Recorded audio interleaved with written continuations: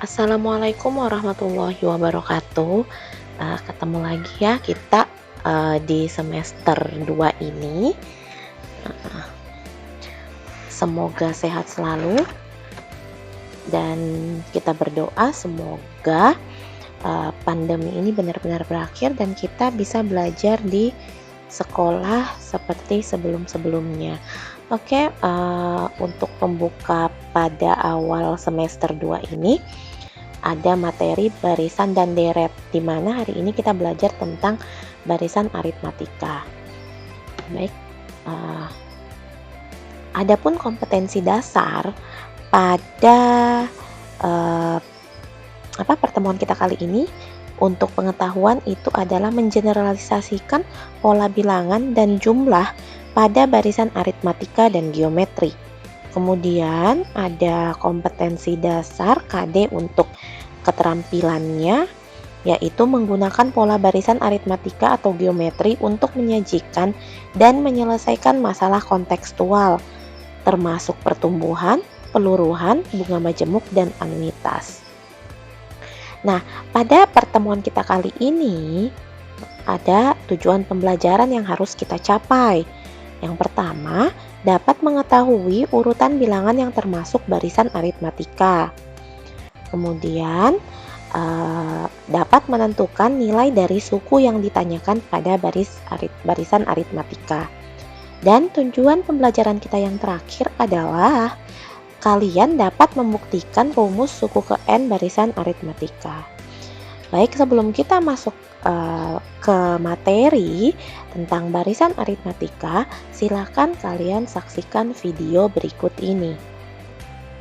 Waktu itu ya yang bantu saya untuk mereka beli dan mereka kasih ulasan.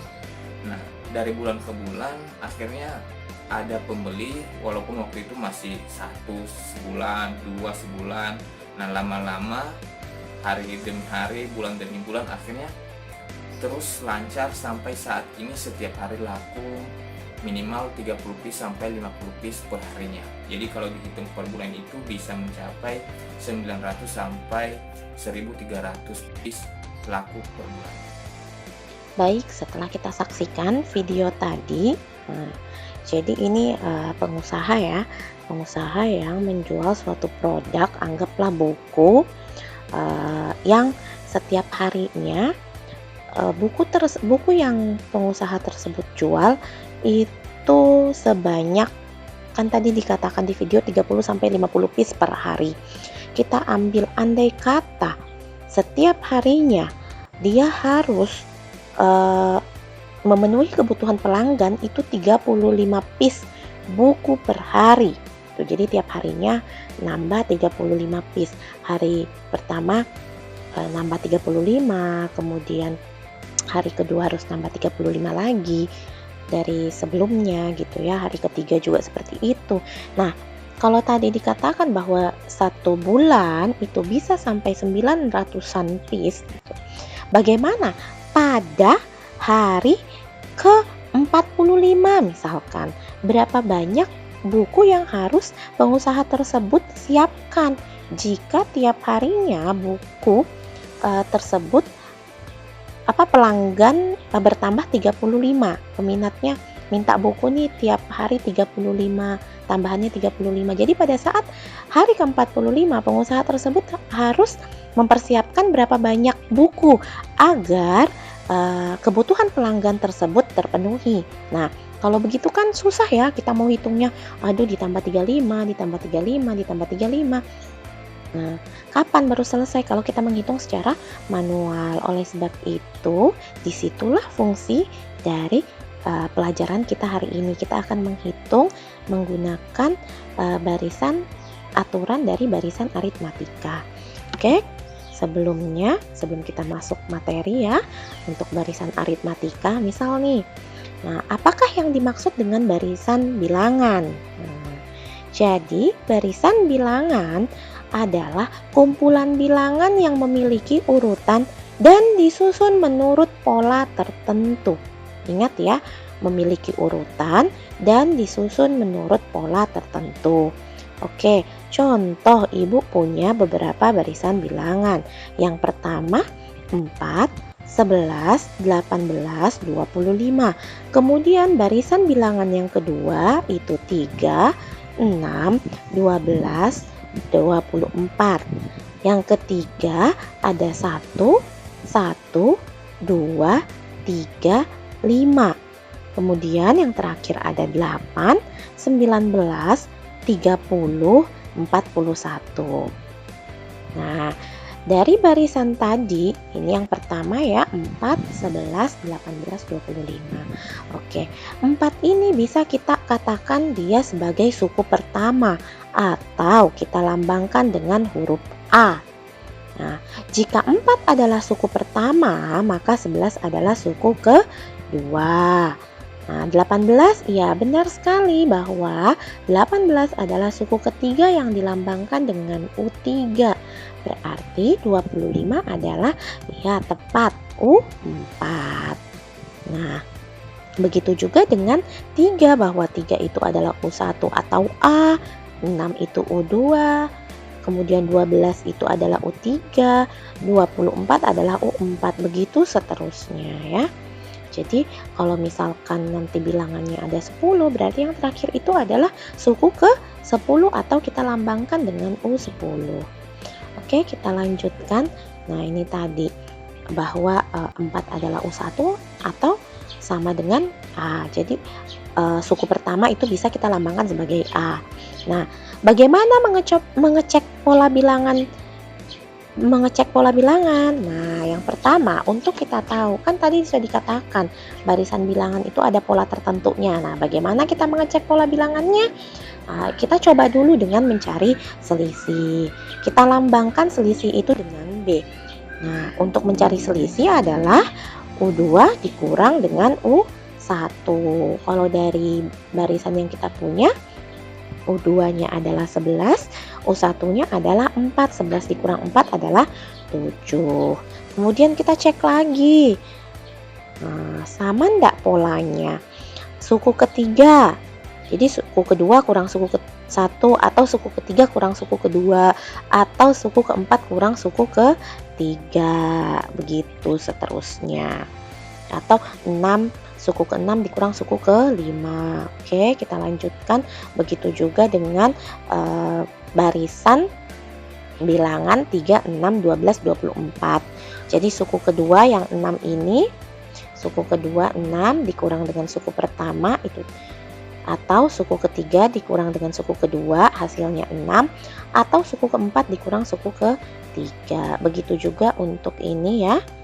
Nih, suku ke-5 dikurang dengan suku keempat, atau suku keempat dikurang suku ketiga. Oke. Nah, ini juga ya. Sudah. Suku ke-4 dikurang suku ke-3. Nah, dari sini tadi kita temukan bahwa 11 dikurang 4 itu 7 tadi kan. Nah, untuk mencari beda itu 11 dikurang 4. Kalau kita lihat di sini bahwa ini selisihnya adalah 7, 7, 7, 7, yang ini 3, 6, 12, atau ini 0, 1, 1, 2. Ini juga selisihnya 19 dikurang 8, 11, 30 dikurang 19, 11, 41 kurang 30, 11. Dari barisan bilangan ini yang ada 4 ini bisa kita lihat bahwa barisan bilangan 4, 11, 18, 25 dan 8, 19, 30, 41 itu merupakan barisan aritmetika. Jadi bisa kita lihat ya bahwa ini dua barisan bilangan ini adalah barisan bilangan aritmetika. Nah, mengapa barisan bilangan yang kedua dan ketiga ini bukan merupakan barisan aritmetika? Nah, kita fokuskan kepada bedanya atau selisihnya. Oke. Kita lihat yang tadi ini ini U1 atau sama dengan A. Untuk mencari beda tadi kan U2 dikurang U1, atau U1 ditambah dengan beda ya. Kan bedanya 7, jadi 4 tambah 7 kan 11 tuh, berarti U1 ditambah beda. Nah, U1 tadi bisa kita ganti sebagai A. Jadi U2 itu adalah A ditambah B gitu. Jadi A tambah B, atau suku pertama kita tambahkan dengan bedanya berapa? Tadi bedanya 11 dikurang 4, 7 kan, jadi A tambah 7. Atau untuk mencari U3 adalah U2 ditambah B. U2 nya apa? Nah, U2 nya sudah kita dapatkan di atas tadi, bahwa U2 adalah A ditambah B. Berarti U2 kita ganti, kita substitusikan U2 menjadi A ditambah B. Nah, kemudian kita buka kurungnya ya, jadi A ditambah B ditambah B. Maka U3 adalah, ya ini bisa kita tambah ya, B tambah B adalah, iya benar 2B. Jadi U3, untuk kita mencari U3 nggak usah lagi 11 tambah 7 berapa ya, 18. Langsung aja pakai A ditambah 2 B. A nya berapa? A nya 4 ditambah 2 B. B nya berapa tadi? 7 gitu kan. Jadi 2 kali 7 14 tambah 4 18. Oke, sampai di sini pertemuan kita. Nah, seperti yang Aji Santoso Putro itu katakan, bahwa melakukan yang kita cintai tentu itu yang kita inginkan, tapi pada kenyataannya kita juga perlu belajar mencintai apapun yang kita lakukan. Jadi cobalah untuk mencintai kegiatan belajar kita pada saat BDR, karena sewaktu-waktu bisa saja hal tersebut akan kita rindukan. Sampai di sini Ibu mohon maaf kurang lebihnya. Assalamualaikum warahmatullahi wabarakatuh. Ibu tunggu tugas-tugasnya.